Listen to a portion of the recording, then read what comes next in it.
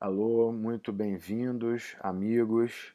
Sejam todos muito bem-vindos a mais essa transmissão do Hotel da Loucura Online, que é aqui o nosso canal da liberação psíquica na internet, na verdade, onde nós buscamos práticas e teorias que favoreçam a expansão da consciência, que favoreçam a maior compreensão das coisas e a gente pare de brigar, na verdade. E a gente pare com essa cultura de agressão, de bode expiatório, de botar a culpa, buscar o culpado e achar que os problemas não são coletivos, os problemas não são culturais e os problemas não são da ordem da psiquiatria, do inconsciente, da saúde mental, né? Do saber quem você é para você poder atuar no mundo, né? Se posicionar. Então, isso aqui é uma palestra, um discurso, né, que nós realizamos, que eu realizei agora em março,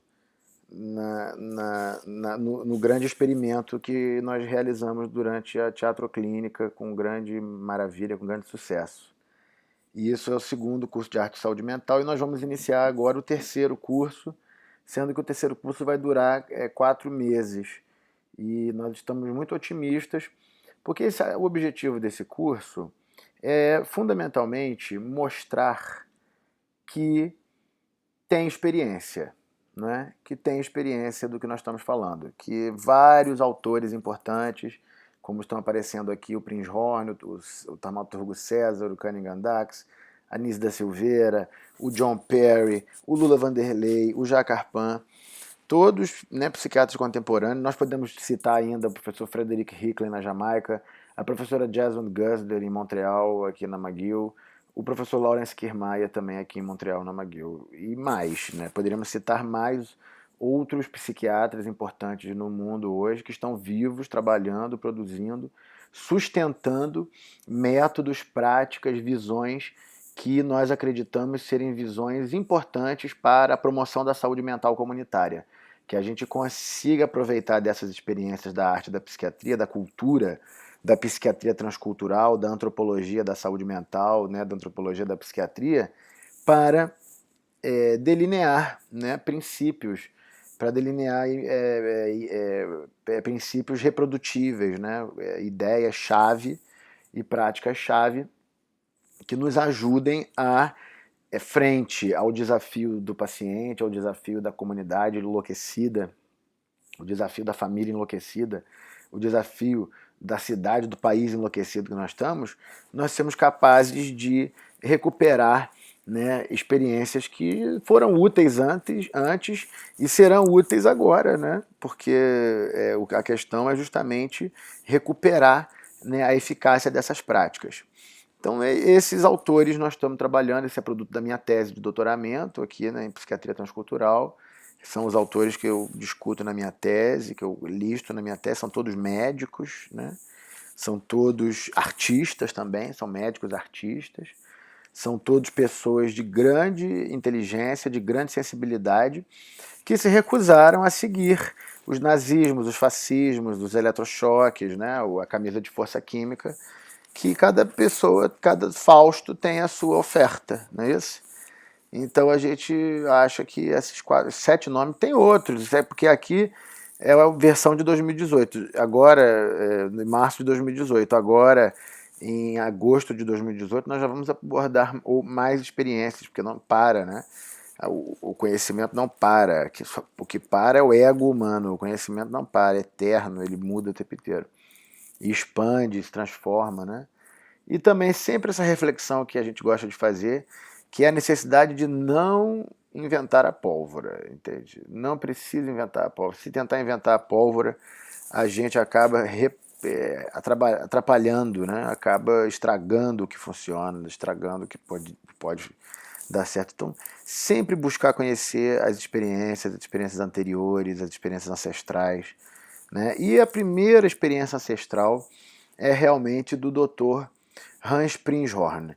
O primeiro a fazer uma proposta mais útil e mais construtivista e mais criativa dentro da psiquiatria foi o Hans Prinzhorn, que trabalhou em Heidelberg, na Alemanha, na Universidade de Heidelberg.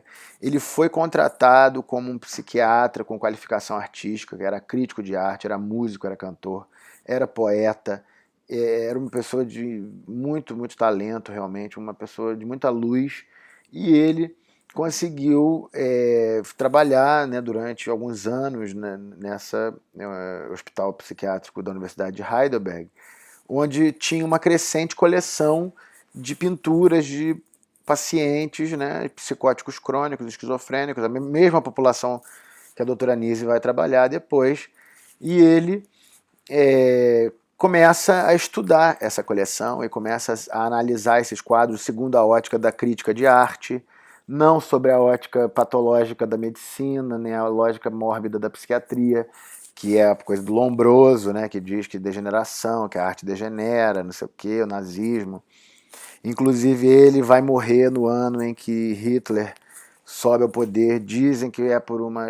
precisa clarear isso, mas dizem que foi num experimento usando mescalina, né, que é uma droga psicodélica. Então ele era um investigador psicodélico também, e morreu no ano em que Hitler sobe ao poder, né, na Alemanha. Então uma sincronicidade negativa, né?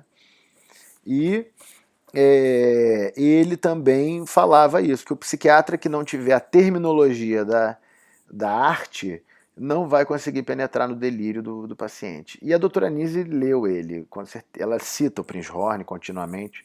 E o livro do Prinzhorn é esse livro aqui, publicado em 1922 em Berlim, que é A Arte dos Enfermos Mentais, né, que é o que está escrito em alemão.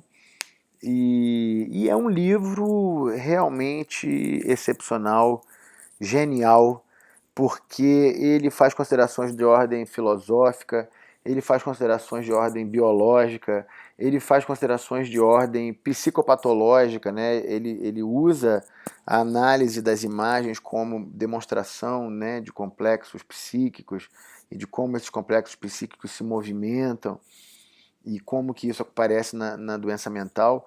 É realmente um primeiro passo. O Prinzhorn, ele dá um primeiro passo no campo da arte da psiquiatria, porque ele vai justamente começar a alinhar com essa psiquiatria mais fenomenológica, né, do Carl Jaspers, do Jung, do Freud, né? Ele vai falar, ele vai citar o Jung, ele vai citar o Freud, ele vai citar o Jaspers, ele vai estar antenado, né, nesse movimento que estava na Europa, né, de você usar linguagens mais construtivistas, né, linguagens mais dialógicas, né, que sejam capazes de dialogar mais com os fenômenos, ao invés de classificar os fenômenos, de dizer aos fenômenos o que eles são, né?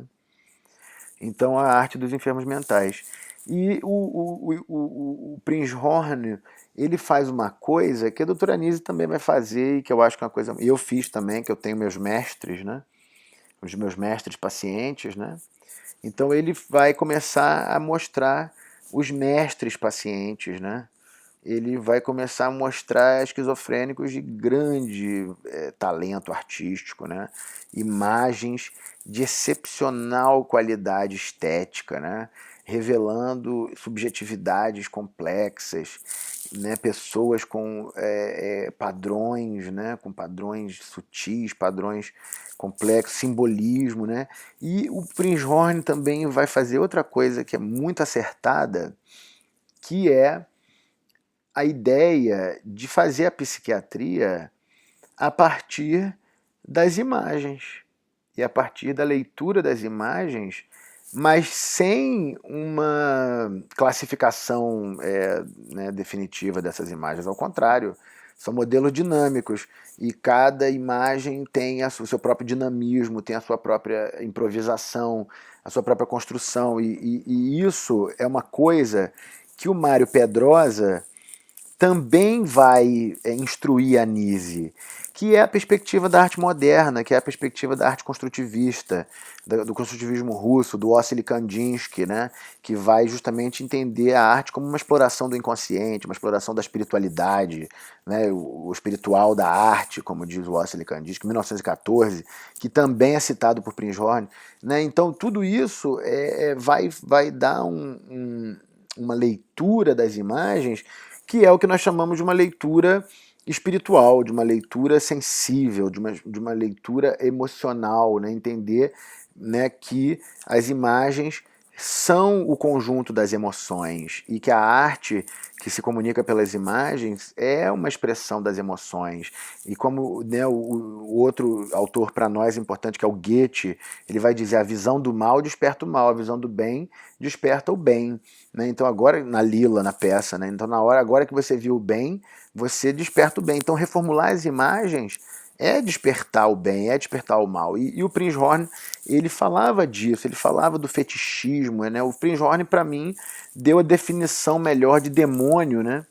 Quando ele diz que o demônio é quando a gente tem o fetiche pelo objeto, né? Quando a gente confere ao objeto um poder que ele não tem. E aí esse objeto se anima, né? Se torna fascinante, se torna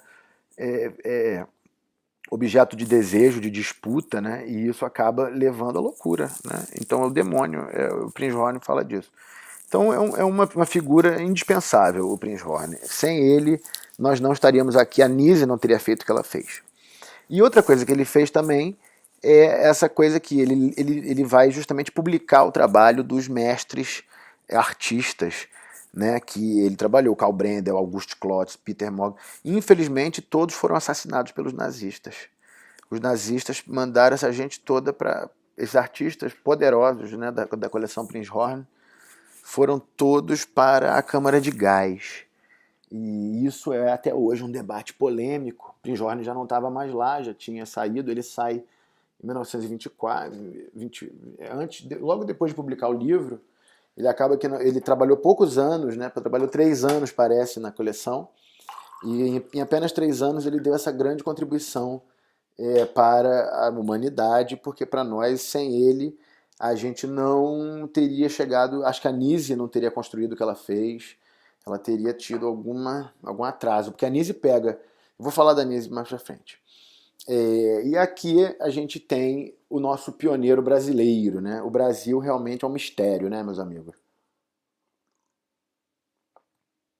O Brasil é um mistério que desafia, né, a racionalidade cartesiana, desafia a matemática, porque nós produzimos gênios, né? Produzimos genialidades, obras originais. E uma dessas genialidades é esse homem, esse paraibano, né? Que era psiquiatra, médico e tocava violino, era professor de violino, ganhava vida em São Paulo vendendo aula de violino. E ele estuda medicina no Rio, né? Onde, pelo que eu li recentemente, o professor recifense Ulisses Pernambucano é o primeiro, ainda na década de 20, a falar sobre a arte e a psiquiatria social. Né? O Ulisses Pernambucano é muito importante pela psiquiatria social, pela psiquiatria, né, da política de saúde mental, da higiene mental.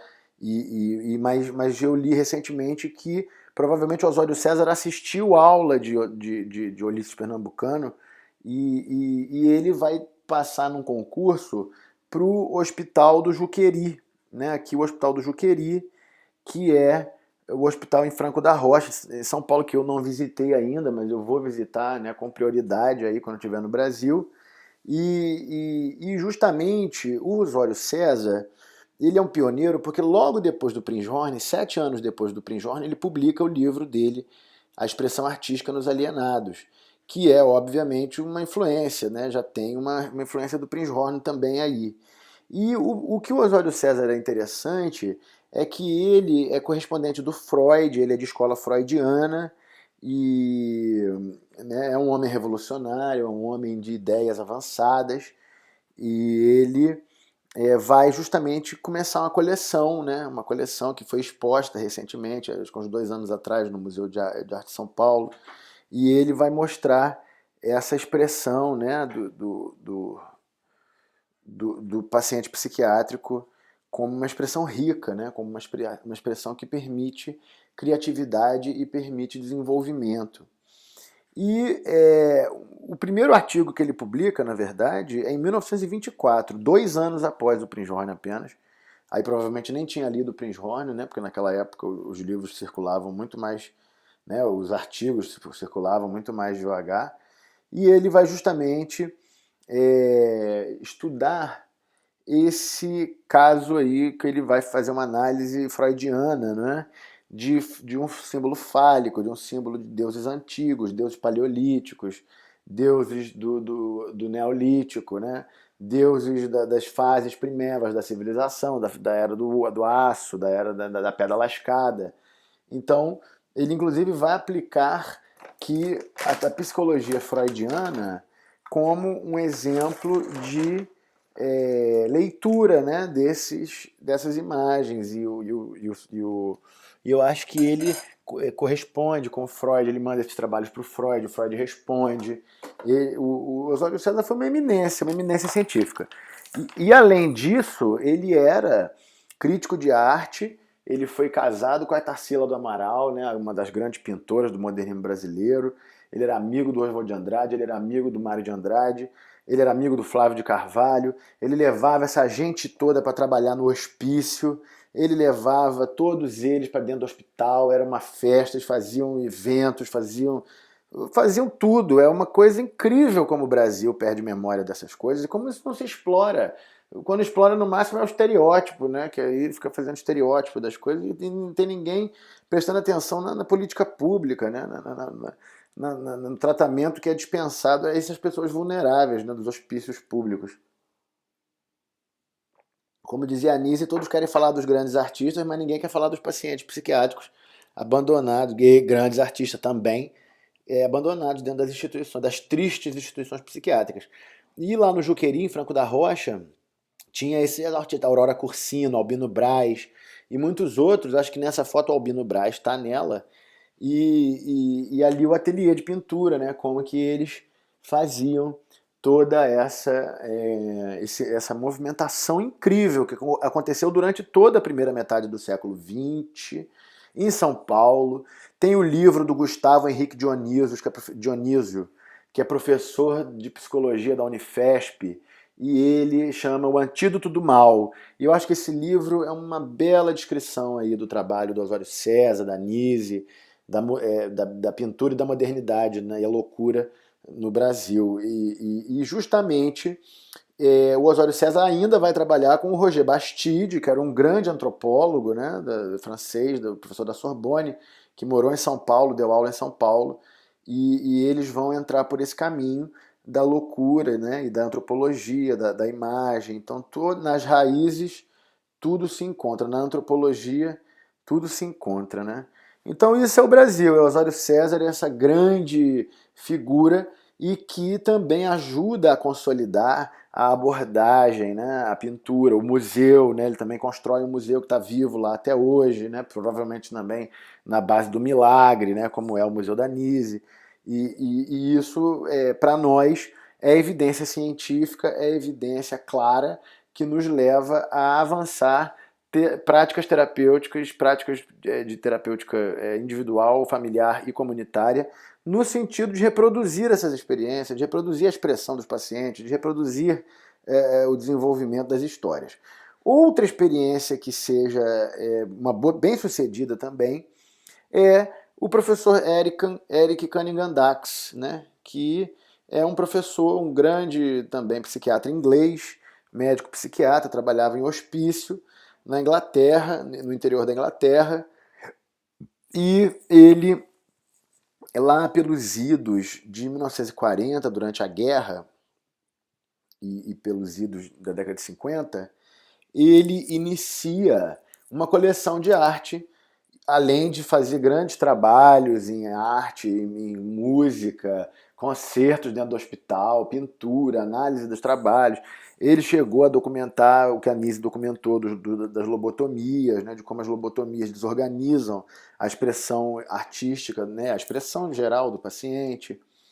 E tudo isso aconteceu na Inglaterra. E ele também contrata uma outra figura que ficou importante na história, que é o artista Edward Adamson, que foi trabalhar nesse hospital, o hospital em Eterna, no interior da Inglaterra, e o Adamson, realmente se apaixonou pelo trabalho e ficou 35 anos trabalhando ali no hospital e constituiu essa grande coleção de arte e psiquiatria, que hoje está abrigada na livraria, na biblioteca Wellcome, né, na Wellcome Library, no arquivo da Wellcome Library, né, muito bem cuidado, provavelmente, na Inglaterra. E eu nunca, quando eu fui a Londres, eu não visitei, e eu vou visitar quando for de novo.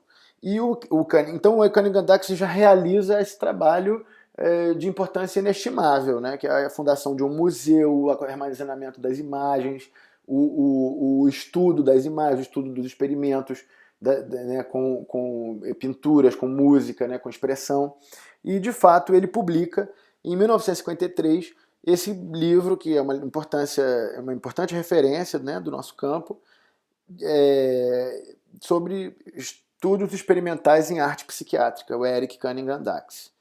E essa coisa vai se desenvolvendo e é um livro respeitado, é um livro que tem experimentos pioneiros no campo da música.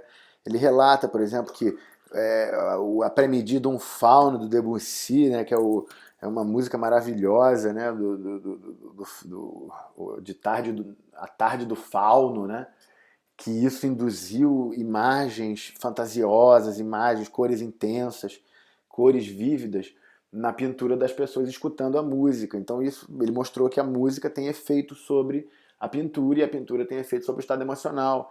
Então tudo isso é Eric Cunningham Dax. E aí ele parece que, por buscar melhores oportunidades no campo da promoção de saúde mental, ele se candidata ao cargo de secretário de saúde mental em Victoria, na Austrália, na província de Victoria, na cidade de Victoria, não sei, parece Victoria. E ele, inclusive, até hoje tem lá o Museu do Inconsciente, né, australiano, que é o Dax Center, que é em Vitória, na Austrália. E ele foi um grande político, gestor de saúde mental. Ele deixou obras, ele fez a reforma psiquiátrica australiana.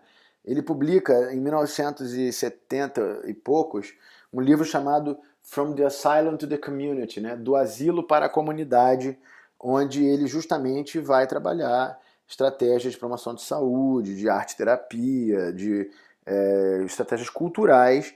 E eu acho que é um sonho, né, de todos nós, a gente conseguir implementar, fazer o que o Eric Cunningham Dax fez na Austrália, que é implementar o sistema de saúde mental, acabar com os hospícios de uma vez, né, nesse momento que está retrocedendo. E ele realizou, bem sucedido. Então isso é muito bom, pra gente é muito bom. E trabalhar com quem é bem sucedido é muito inspirador, no sentido de que a gente está no caminho certo, num caminho que é sólido e que já aconteceu antes, que não estamos inventando loucura, né? Ainda mais nesse campo da saúde mental. Então ele vai fazer, olha aí, um exemplo, né, da coleção Dax, da coleção do Eric Cunningham Dax. E ele também escreve esse livro, que é importante na psiquiatria comunitária e é uma experiência. Ele morreu com 100 anos, o Cunningham Dax morreu com 100 anos. Finalmente, chegamos na doutora Nise da Silveira, né, na nossa fundadora aí, Engenho de Dentro para Fora, Grande Meyer, né, cidade, né, 40 graus, paraíso da beleza e do caos, Rio de Janeiro, doutora Nise, e ela trabalha, né, no hospício do Engenho de Dentro, né, que está lá até hoje, e fazendo, né, suas coisas de hospício, e ela se recusa a trabalhar os métodos ditos da moda da época, né, que era o eletrochoque, a lobotomia, o coma insulínico, e ela, através de colaboradores, a Nise tinha esse talento de identificar colaboradores, de recrutar pessoas, de autorizar pessoas, de empoderar pessoas, né, a realizar missões, e ela então começa, o Almir Mavignier, né, que era funcionário da direção do hospital, ela começa a ter ele como colaborador e ele, como artista, começa a buscar pacientes que pintavam, e aí ele começa a descobrir grandes artistas, o Fernando Diniz, o Emílio de Barros, a Adelina, né, e tudo isso foi o Almir que conseguiu, né, fixar no Museu do Inconsciente, e a doutora Anísio fez o trabalho. E ela vai falar exatamente, né? A Anísio tem esse mérito realmente de ter realizado uma experiência, assim como o Prinzhorn, assim como o Thaumaturgo César, assim como o Cunningham Dax, ela escreveu sobre isso e ela publicou sobre isso, e é a autora que a gente mais estudou de todos esses, né? E ela fala isso, por exemplo, que a obra de arte é um documento psíquico, né? Toda obra de arte é um documento psíquico. O Prinzhorn fala exatamente a mesma coisa. Provavelmente o nosso querido Thaumaturgo César deve falar a mesma coisa em algum momento, porque você tem que valorizar a expressão, né? Você tem que valorizar o rabisco, você tem que valorizar a posição que a pessoa assume no espaço, você tem que valorizar o gesto, que é justamente isso, né? A maneira como o espaço está estruturado. Será através da estruturação do espaço que se poderá entender as relações do indivíduo com o meio e onde vive, e a ideia que o homem faz da ordem cósmica. A cosmovisão, né? Então a arte, a imagem, a mitologia, o teatro, a performance, toda essa expansão aí, né, da atenção, do gesto, ajuda a gente a compreender o universo interno, a ordem cósmica, a visão de mundo das pessoas. E realmente isso foi uma experiência radical, uma experiência de transformação que resultou após a colaboração da Nise com o Jung no Museu de Imagens do Inconsciente, que é um museu hoje considerado o maior do mundo, né? Dentro de um sistema de saúde muito precário, de um hospital muito precário, mas ela realmente conseguiu fazer essa grande obra e que para nós é uma escola de psiquiatria e arte, é uma escola de psiquiatria transcultural, é uma escola de pedagogia, né? O Zé Pacheco, eu levei o Zé Pacheco lá dentro do Museu do Inconsciente, nós trabalhamos lá, trabalhamos no hospício, né? Anos seguidos, né? Todos os anos, regularmente, desde do início do Hotel da Loucura, do teatro 2011 até, né, 2015, quando foi o último encontro que nós realizamos, o último congresso. E o Zé Pacheco falava, a NIS é uma pedagogia, a NIS é uma arte-ciência. E ele escreve um texto sobre a Nise, onde eu sou personagem desse texto. E esse texto é muito importante porque ele fala sobre a pedagogia comunitária, fala sobre o que é o aprender e como que o Brasil está se comportando nesse momento de grande desafio, né, de grande coragem, de grande dinamismo que nós estamos enfrentando.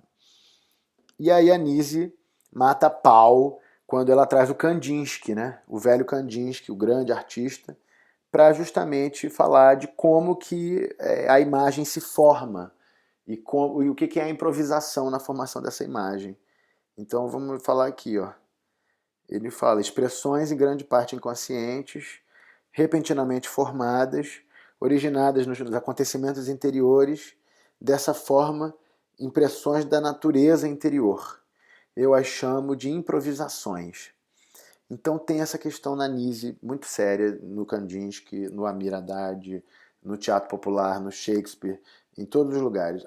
No Goethe, o Goethe fala muito disso na Lila, improvisação. A improvisação é essencial. O programa é não ter programa. O programa é improvisar. E a Nise construiu toda a obra dela com esse espírito, né, com esse espírito dinâmico, né, de permitir a expressão das pessoas, permitir que elas se coloquem. E isso é que realmente faz o Museu de Imagem do Inconsciente ser essa grande obra e que deveria ser motivo de grande orgulho para o brasileiro e que deveria inspirar uma política nacional de saúde mental, conforme assinou decreto o presidente Jânio Quadros, né? Parece que 4 dias antes dele renunciar, em 61, foi o único presidente que chamou a Nise para conversar, no sentido de construir uma política nacional de saúde mental a partir do trabalho dela e a partir da experiência dela, que é um projeto que é inevitável. Mais cedo ou mais tarde, alguém vai ter esse insight, né, essa percepção de que se a gente vai conseguir avançar a saúde mental, vai ser através das experiências bem-sucedidas do território, né? E a gente tem no território nada mais, nada menos do que a Nise, o Osório César, o Ulisses Pernambucano e outros, muitos outros, né? Que fizeram grande, Paulo Freire, Darcy Ribeiro, né? E isso tudo está aí, dando sopa. E a brasileirada perdendo tempo com Neymar, com outras loucuras, né? Com delírios da psicose de massa, né? Que está dominando o tema. Então a doutora Nise vai constituir esse grande museu onde ela vai fazer análise e armazenamento das imagens, e vai fazer as séries das imagens, vai analisar os arquétipos, porque ela foi justamente trabalhar com Carl Jung, né? Em 1957 ela participou do segundo Congresso Internacional de Psiquiatria, onde estava o grupo da psiquiatria cultural aqui da McGill também, lá em Zurique, né? Apresentaram um trabalho lá com a psiquiatria cultural, essa coisa estava quase se juntando já, né? E a Nise vai aplicar os conceitos da psicologia junguiana para a compreensão das imagens e para a compreensão da psicopatologia dos pacientes, e ela vai sempre tomar muito cuidado. Acho que aí é uma coisa importante, né, do Mário Pedrosa, né, que também o Prinzhorn, que era não classificar as pinturas, mas observar as propriedades simbólicas, as propriedades espirituais, né, as cores, como que aquilo ali ressoava com o quadro clínico que ela estava vendo. Ela diz, eu não analisava a pintura dos meus pacientes em gabinete, eu os via pintar e os via fazer os seus gestos e ver como eles se comportavam. Então, foi por aí que ela foi desenrolando. E o Jung realmente é uma figura-chave para compreender essa saúde mental coletiva, essa saúde mental ancestral, essa saúde mental de populações vulneráveis, né, com doença mental grave, com psicose, para entender a manifestação psicótica. Realmente o professor Jung, ele matou a charada, né, trabalhou muito, tem uma obra extensa, faz análise política, faz análise do seu tempo, né, tem uma acusação gravíssima que as pessoas comumente falam aí, que o Jung seria antissemita, que o Jung seria nazista. Isso é uma calúnia imperdoável. Ele era um homem livre, era um homem, um alto pensador, era um homem que na sua obra, né, em inúmeras ocasiões, escreveu um livro inteiro sobre a questão patológica, né, que representou o nazismo, a psicose de massas que representou o nazismo. Então é só ler a obra do Jung e ver que ele realmente era uma pessoa de grande afetividade, de grande luminosidade, de grande compreensão da natureza humana para cair em qualquer bobagem, de qualquer preconceito, de qualquer ódio, né? E a briga dele com Freud foi uma briga de cunho científico, né? De cunho de discordância, né? No modelo teórico que cada um defendia. E ele, nas entrevistas no final da vida, ele diz que ele reconhecia que existiam diferenças ideológicas, filosóficas, desde o começo, que Freud era neurologista, né? Freud fez uma revolução ao seu tempo, foi um homem de uma coragem extraordinária, enfrentou um grande dragão, que é esse dragão da sexualidade, né, do tabu da sexualidade, e do inconsciente, né, da loucura, e ele era neurologista, então ele acabou ainda mantendo certos aspectos assim mais cartesianos, que o Jung realmente traz uma visão mais histórica, mais integradora, mais ecológica, né? E ele pergunta para a Nise, você estuda mitologia, minha filha? Ela fala, mitologia? Se não estudar mitologia, não vai entender os símbolos nem os delírios que os seus pacientes trazem nas pinturas, né? Então, através da psicologia junguiana, a gente começa a entender que essas imagens obedecem padrões mitológicos e que essas mitologias oferecem narrativas exemplares que se reproduzem inconscientemente de geração em geração, são forças eventualmente não, comumente são forças trágicas, são forças violentas, são forças que carregam tragédias, carregam grandes eventos. Então tudo isso é importantíssimo, né, num tempo histórico violento e desregrado como o que nós estamos vivendo aí nesse tempo. E nós, principalmente nós que vamos fazer política de saúde mental comunitária, né, no Rio de Janeiro, no Meier, no Grande Meier, e isso vai exigir de nós grande engenhosidade, grande inteligência, grande cabeça fria, para poder acolher cada um, acolher cada agressão, cada sombra, entendendo que isso traz desenvolvimento. O nosso quinto autor, não é verdade, é esse grande também mestre da psiquiatria norte-americana, foi professor de psiquiatria da Universidade da Califórnia em São Francisco, realizou sua obra de vida na região de São Francisco, na região da Califórnia. Ele foi aluno do Jung, foi amigo do Jung, foi amigo da Nise, visitou o Museu do Inconsciente, e ele vai ser um grande pioneiro na psicose. Na psicose aguda, na crise psicótica. Não é verdade? O Perry vai se destacar com a sua obra e é muito bem recebido, geralmente nos círculos junguianos, nos círculos, principalmente os círculos clínicos, né, que mais cedo ou mais tarde acaba explodindo uma crise psicótica na nossa mão. E o Perry é a grande figura que fez o estudo arquetípico, o estudo mitológico, o estudo do significado da crise psicótica. Então, ele é autor desse livro, primeiro, em 53, cujo prefácio é do Carl Jung, que chama o Self no processo psicótico, né? Que é, em linguagem junguiana, o Self quer dizer a experiência da totalidade e o processo psicótico. E ele vai fazer o estudo das imagens, dos símbolos que aparecem, né? E vai fazer uma publicação de grandes obras. Em 56 ele publica o Lorde dos Quatro Quartos, que é uma imagem do rei solar, né, que é o início do ego, né, o início da individualização humana, que começa 5.000 anos atrás, né, no Oriente Médio, no Egito, que ele vai ser, para mim, o autor que me ensinou essa questão. Né. Com o Perry eu aprendi essa questão do ego e do rei solar, aprendi a questão da organização da crise como um drama ritual. Né. Ele publica em 74, depois do Lorde dos Quatro Quartos, o terceiro livro, que é O Lado Afastado da Loucura, The Far Side of Madness, que em 74 se torna um clássico, né, da loucura dos anos 70. Ele dava palestra com Allen Ginsberg, ele dava palestra com Alan Watts, ele dava palestra com os grandes intelectuais pensadores da Califórnia, né, Gregory Bateson. Ele vai realmente ser uma pessoa muito gênio, o Perry. Ele publica em 76 um outro livro onde ele vai estudar detalhadamente o conceito que eu acho que é o conceito chave da obra dele, que é o conceito de drama ritual de renovação, justamente, que ele diz que a crise psicótica ela se desenrola como um drama ritual de renovação, e ele demonstra isso através de psicoterapia e hotéis da loucura. Né? Ele teve hotéis da loucura, que eram residências, né? Onde as pessoas experimentavam e eram acompanhadas no delírio, e ele descreve um ciclo que dura 40 dias, em média, e ele vai o melhor livro que descreve mais detalhadamente todo esse processo que é o livro, vamos dizer, o livro posicional dele nesse sentido, é esse, é o Roots of Renewal in Myth and Madness, que quer dizer raízes da renovação no mito e na loucura.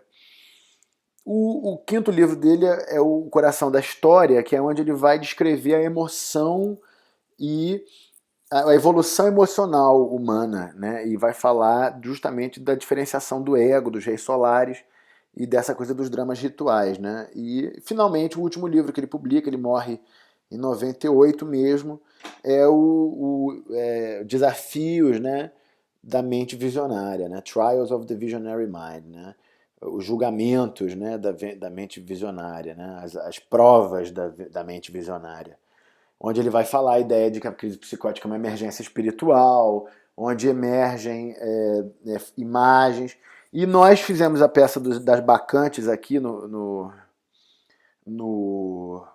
Montreal, né, no Canadá, e a gente viu que as imagens que emergiam eram como um drama ritual de renovação, conforme o próprio Perry descreve. Ele vai dizer que o drama ritual de renovação tem motivos mitológicos, motivos de ritos de passagem que se reproduzem, que se repetem. Então ele lista 10 desses motivos, né, como uma maneira inicial de descrever isso, e ele fala o centro, a morte, o retorno à morte, o retorno às origens, o conflito cósmico, a reversão dos opostos, a apoteose, a união dos opostos, o casamento sagrado, o novo nascimento, o renascimento, a sociedade renovada e a visão de mundo quadrado. Isso são motivos mitológicos, são imagens, são cenas, são ritos, né, são passagens que recorrem e sempre vão estar presentes. Um bom espetáculo de teatro é um exemplo disso. Um bom surto psicótico é um exemplo disso. Né? Um bom ciclo cultural humano é exemplo de todos isso. Então nós vamos ver o que é isso agora. Aí ele fala, o que faz o primeiro episódio agudo psicótico mais do que puramente visionário é a já mencionada cisão entre o afeto e a ideação, criando um estado da mente em que há uma verdadeira cascata de imagens preenchendo o campo da consciência, que é o surto psicótico. E ao mesmo tempo que essa cascada de imagens invadindo o campo da consciência, perdeu totalmente o contexto emocional, né? O que está acontecendo no entorno. E aí ele fala, fazer conexões entre a imagem simbólica e o contexto emocional pessoal em que essas imagens surgem tem um efeito de cura através de restaurar a emoção e a imagem. E é o teatro faz isso, né, justamente. Então isso já é um tema que a Nise explorou também, né, o Dionisos, o deus do renascimento, da morte e renascimento, vamos chamar o deus do drama ritual de renovação, né, o deus das tragédias, o deus dos primeiros festivais de teatro da Grécia, o deus do teatro da loucura, né, do vinho, que aparecia na pintura espontânea dos pacientes, né, como aí, por exemplo, na pintura do Carlos Pertuz. Então nós não estamos tratando de uma força ocasional, é uma força sistemática, persistente para aqueles que têm ferramenta para olhar, né? Para nós que trabalhamos com psiquiatria e arte, a gente consegue olhar essas imagens e ver o que é. E reconhecer que, por exemplo, tem o drama do Eurípides aí. Dessa peça escrita por Eurípides em 405 a.C., quando ele estava exilado na Macedônia, e ele via que a sociedade estava doente, que tinha uma doença de massas da comunidade pela opressão política. E ele escreve o mito de Dionisos, né? Do Dionisos tebano, quando Dionisos chega a Tebas e encontra um tirano, né? Um Trump da vida, o Penteu, né? E tudo isso se desenrola. Então nós podemos verificar que os dramas rituais de renovação e seus ótimos motivos mitológicos, né, que vão se organizando, eles vão aparecendo no espetáculo, nas imagens dos personagens, o Penteu, o Darth Vader, o Fausto, né, a tendência da morte, a tendência da destruição, a participação das crianças, as origens, a renovação do grupo, o conflito cósmico, que nesse caso é representado por essa brilhante cena que nós realizamos, né, que é a prisão e a opressão e emprisionamento de Dionisos, o deus aprisionado pelos opressores, né? Sempre tem esse arquétipo do Deus aprisionado, do Deus perseguido, do Deus atacado. É um momento em que uma bacante começa a seduzir, né, o Fausto, começa a revelar a ele o vinho, né, e ele vai mudando de psiquismo. A apoteose, né, a libertação, a liberação, né, a liberação de energia, o clímax, né? E, finalmente, uma cena clássica também, que é o momento em que a Gavi assassina por destroçamento, né, o próprio filho. E isso simboliza, no plano profundo do inconsciente, a assimilação, né? Seria o casamento sagrado negativo, né? Mas está aí a imagem. E o renascimento, a nova vida, o novo ciclo, a nova sociedade, né? E tudo isso acontece segundo uma visão de mundo quadrangular, né? De quatro, que o Sol divide em 4 raios, né? Em 4 quadrantes. Então esses 4 quadrantes são os 4 quadrantes do campo de consciência, e a gente vai trabalhar nesse lugar. E isso foi, vamos dizer, a contribuição do John Perry ao nosso trabalho, que para nós é muito importante e que é um exemplo dos mais brilhantes, né, dessa ideia de, no caso do Perry, dos dramas rituais e da psiquiatria, né, da arte do drama e da psiquiatria, né, não é exatamente a imagem. E continuando nessa linha, a gente traz a Lígia Clark, né, que é a grande artista brasileira, para falar do Lula Vanderlei, porque o Lula Vanderlei ele vai justamente aplicar a obra da Lígia Clark na clínica de psicoses, vai chegar nessa história que Lígia Clark chama de estruturação do self, né? Lula publica um livro chamado Dragão Pousou no Espaço, Arte Contemporânea, Sofrimento Psíquico e o Objeto Relacional de Lígia Clark, em 2002. E Lula é uma figura para o Brasil, né? Para o Brasil amar, para o Brasil respeitar, para o Brasil conhecer, para o Brasil saber do brilho, né, que ele significa, da luz que ele produz, assim como a Gina Ferreira também, que é a esposa dele, ativa, co-criadora de toda essa obra, que eles trabalharam com a Lígia Clark, trabalharam com a Nise, Gina trabalhou com Leng. Então nós temos uma linhagem, entende? Muito importante que nós não podemos perder, não, porque senão vai demorar muito mais, né? A gente perde as experiências e aí fica querendo inventar pólvora e o Brasil anda para trás. O Brasil está andando para trás porque estão querendo inventar a pólvora. Estão querendo inventar o que já tem solução. Estão querendo vender uma coisa nova que já é velha. E o povo está muito vulnerável, né? Traumatizado, assustado demais para olhar para si próprio, como diz o Shakespeare. Mas vamos continuar trabalhando. O sétimo autor do nosso mini curso, né? Nossa pequena panorâmica da arte da psiquiatria mundial contemporânea e da história recente, né? Um campo novo realmente, é o professor Jacques Arpin, que está em Genebra, né? Uma pessoa também de grande luz, de grande sensibilidade, uma obra de vida inteira, onde ele trabalhou na Bahia, trabalhou com o Georges Devereux, que foi um homem importante da antropologia da psiquiatria, um psiquiatra importante, trabalhou com Álvaro Rubim de Pinho em Salvador, era um grande psiquiatra cultural, né, um homem que defendia, né, a psiquiatria cultural, a antropologia da psiquiatria. Ele relata grandes experiências na Bahia. Ele trabalhou com uma Estela de Oxóssi, do Ilhéachel Pofonjá, na Bahia. Então, é um homem que fez rodou, né, bastante, trabalhou aqui na McGill, e ele é uma pessoa ligada ao teatro do Eugênio Barba, colabora com o Eugênio Barba há muitos anos, e aplica a antropologia do teatro, que é o que Eugênio propõe, né? E a antropologia da psiquiatria, que é a escola da antropologia psiquiátrica aqui da McGill, no teatro. E ele então usa a antropologia da performance, e o espetáculo e a experiência de performance para o trabalho, né, psiquiátrico, o trabalho terapêutico, o trabalho diagnóstico, o trabalho de acolhimento do paciente, o trabalho de estabelecimento da comunicação com o paciente, o trabalho do paciente fazendo performance em colaboração com outros artistas. Isso é uma coisa que ele relata, que ele discute há muitos anos.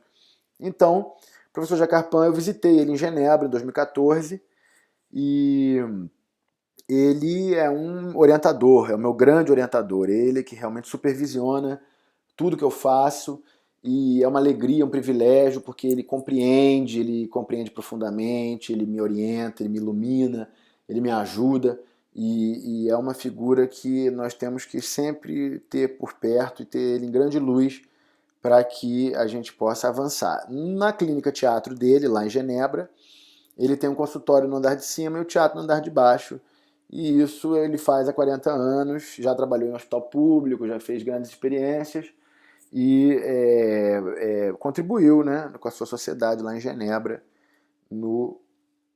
na Suíça. Também é um suíço, né, o nosso mestre suíço vivo. A Suíça produziu Paracelso, Jung, né, e o Jacques Arpin.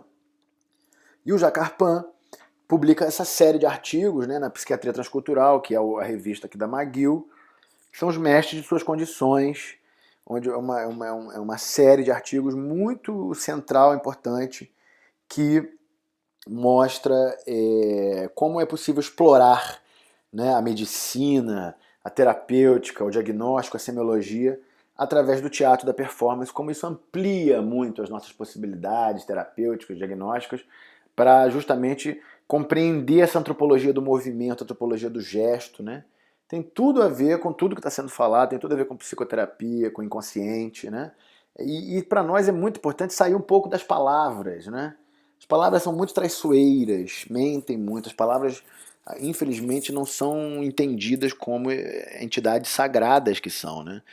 Então as pessoas falam qualquer coisa. E o fato de você observar a performance, a ação, né? Isso realmente resolve um problemaço em termos de psiquiatria. Resolve um problemaço e estudando um pouquinho, tendo método, você avança, não tem como. Outra experiência importante é da Blythe Corbett, que é professora em Nashville University, Vanderbilt University em Nashville, nos Estados Unidos, e ela trabalha com autismo e tem artigos muito belos relatando essa experiência que eu tenho mantido contato com ela, e ela tem avançado, tem conseguido grants, tem conseguido financiamentos, e parece que está conseguindo muitos progressos com o grupo de teatro e pacientes jovens com autismo lá em Tennessee. E tem muita gente no mundo inteiro, tem a Grace Schurner em Buenos Aires, tem a Sue Jennings em Londres, que está aposentada. Tem muita gente fazendo dramaterapia, tem muita gente fazendo teatro, fazendo trabalhos, né, que nós também fazemos aí no Rio de Janeiro e queremos ampliar com qualidade, com método, sem inventar pólvora, né? E aí, só para terminar, o nosso Shakespeare, né, o nosso Anísio da Silveira Shakespeare. O dia que o William Shakespeare casou com Anísio da Silveira, e o Shakespeare já havia realizado essa experiência importante em Londres, né, no hospital psiquiátrico, que é o professor Murray Cox, que trabalhou com Shakespeare no hospital psiquiátrico prisional e relatou uma experiência em 2 livros muito importantes, que é o Shakespeare as a Prompter, que eu mostrei antes aqui, e o Shakespeare Comes to Broadmoor, que é realmente um trabalho de mestre no campo do teatro, da psiquiatria, mostrando como o Shakespeare é um disparador do processo terapêutico, ele é uma rede de contenção de forças inconscientes, ele trabalha muito bem o homicídio, a violência, né? É um mestre da psiquiatria, né? Da alquimia, né? Sabemos que o Shakespeare era uma pessoa muito antenada, né? Nas ciências, nas coisas. Então nós fizemos isso, fizemos essa arte com psiquiatria. A Loucura Sim, mas tem seu método, né? No Hospício do Engenho de Dentro. Isso foi o Hotel da Loucura, né? Uma experiência amplamente bem sucedida, tão bem sucedida que levou a conspiração golpista, né? Em 2016, de uma gente medíocre, de uma gente que não produz nada além de mortalidade alta de paciente. E nós fizemos esse grande espetáculo, foi um grande evento, né? A BBC de Londres veio, né, e nos brindou, né? It's nearly showtime, and these thespians are busy warming up ahead of tonight's performance of Hamlet. But these performers aren't professional actors. They are patients at a psychiatric hospital in Rio. Many of the members of this theatre group suffer from mental health conditions, including severe schizophrenia and chronic psychosis. Vitor Por Deus is the actors' doctor, but is also their director and acts alongside them in the plays. He founded a collective called the Madness Hotel. He believes that this collective provides a way for his patients to explore their emotions and feelings, and says his technique cures them. I believe that theater cures because through the debate of the relationships of the person, we can see the evolution of the person. Mental illness is characterized by isolation. Theater heals because it expands the consciousness, the emotion, the relationship to the other. Vitor says that the Eu falo aí na BBC que eu acho que o teatro cura porque ele coloca as relações em debate, as relações da pessoa em debate. E através do debate das relações da pessoa, a gente pode ver a evolução dessa pessoa, pode ver o desenvolvimento dela. E acho também que A doença, aí eu falo, né, a doença mental é caracterizada por isolamento. Né? O doente mental ele tende ao isolamento psicótico, ao isolamento neurótico. E quando você propõe o coletivo, né, o trabalho coletivo, o trabalho em grupo, né, criativo, cooperativo, né, catalisador, de afeto catalisador, de estímulo às pessoas, não de desestímulo, que é o que mais tem, inclusive de gente falando Inês da Silveira, de gente falando espiritualidade, as pessoas só oferecem desestímulos, né, a si próprios e aos outros. Então, a gente mostra que a gente consegue fazer essa transformação aí. É óbvio, não tem segredo, isso é uma reprodução de uma coisa que já estava rolando há muito tempo e que são 15 anos de pesquisa no nosso caso. Né? Não é 1 ano, nem 2 anos, nem 5 anos, nem doutorado só agora para pegar título, ao contrário. São 15 anos fazendo a mesma pesquisa, defendendo os mesmos autores, e a gente vem mostrando isso aí de forma sistemática, né? E de forma permanente, né, no campo do engenho de dentro ali da comunidade, né, da praça, né, nosso espetáculo do Fausto, que anunciou o golpe, né, que anunciou essa decadência toda da sombra que a gente estaria vivendo, né, o jornal o Globo, né, documentou e publicou nessa matéria excelente, né, que nós ganhamos de presente. Então, eu acho que isso aqui, ó, Nilo Sérgio, na melhor interpretação do Fausto da história. Nunca se viu um Fausto tão claro e tão é muito longa. bom. E nós continuamos, né? A resposta nossa ao ataque que nós sofremos na gestão pública, né, de forma criminosa, é isso, Vida de Galileu. 1 ano depois nós estávamos na praça apresentando espetáculo, eu continuei trabalhando no Canadá e os atores continuando a trabalhar de forma autônoma, de forma cidadã, de forma desenvolvida. A autonomia que se ganha não se perde. Então nós temos que investir na autonomia das pessoas, porque elas vão conquistar e não vão perder, e assim nós vamos construir uma saúde mental um pouco menos deformada, né? Uma sociedade um pouco menos violenta, menos agressiva, está muito, né? Nós também fizemos a oficina Chaves aí, né? Em 2017, foi um grande momento importante. Também foi um momento de consolidação do espaço do Meyer, né? Então nós não paramos de trabalhar. Aqui em Montreal fizemos também, fizemos As Bacantes, fizemos a Macbeth do Shakespeare, maravilhoso. Fizemos a oficina de método e entramos com a Lila. E finalmente viva o 8º ano da UPAC, né? A Universidade Popular de Arte e Ciência, que é uma proposta de conhecimento livre, arte, ciência e cooperação, ao invés de competição, e que já deu certo. Nós temos grande esperança que essa UPAC seja grande formadora das gerações futuras de artes cientistas brasileiros para uma sociedade menos louca, menos agressora. Tem muita gente no mundo inteiro, e assistam a nossa novela, que é a nossa novela, nuvem novela, cloud opera, metanarrativa online, experimento cibernético com os melhores atores do mundo, há mais de 2 anos no ar, grande sucesso. Nossos filmes têm mais de 10 mil vistas no YouTube e estamos crescendo. E é isso, o Hotel da Loucura resiste agora na comunidade e nós vamos em frente.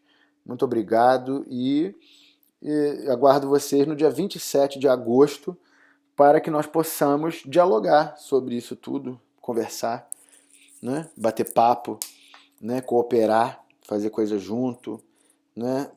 Criar junto, né? E oferecer um melhor exemplo, né? De vida, de modo de viver, de cultura, de medicina, de saúde, para que o brasileiro seja feliz, né? Nós queremos isso. Queremos alegria e prazer para o nosso povo. Só isso. Um povo que já sofreu tudo que tinha que sofrer. Não precisa sofrer mais.